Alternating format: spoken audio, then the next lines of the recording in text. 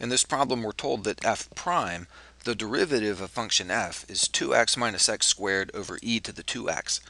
And we're asked at what values of x does the graph of f have an inflection point.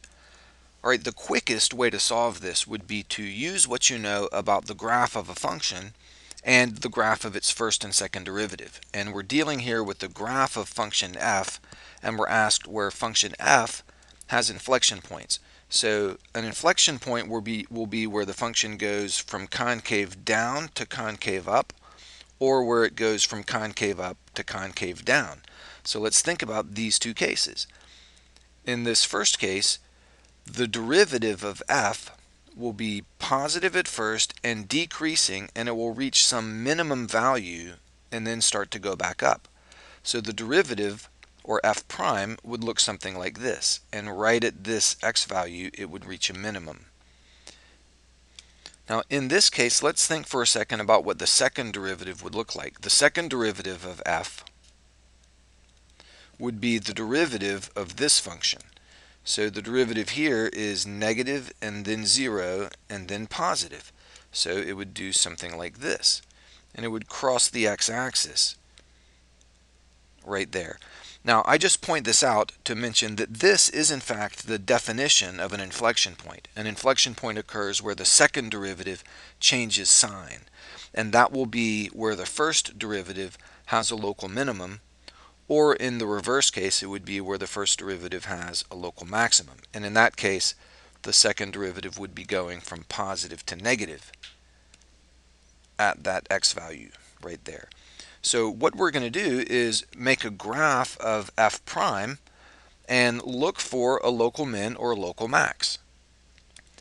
And that will be a lot faster than taking the derivative of this and trying to find a 0, although that would work too.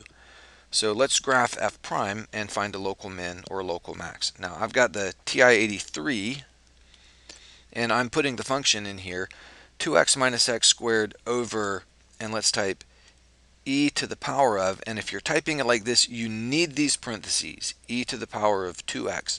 Without those parentheses around the 2x, it's a completely different function.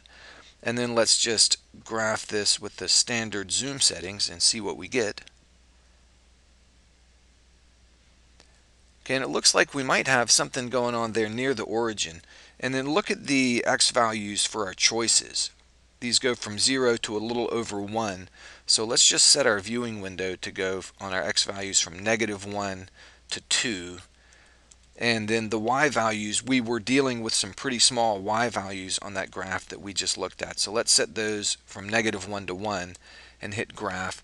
And remember, this is a graph of f prime, and we're looking for a local max or a local min, and it looks like we've got it right there. So let's just find that point. I'm going to hit trace and move over to that point, and it looks like it's a little bit less than 0.4. So that's got to be it, point B. Choice B, 0.382. So we could do a calculation here. We could have the calculator find this point exactly, but that would just take extra time. This is close enough. This, out of these possible choices, this narrows it down to option B.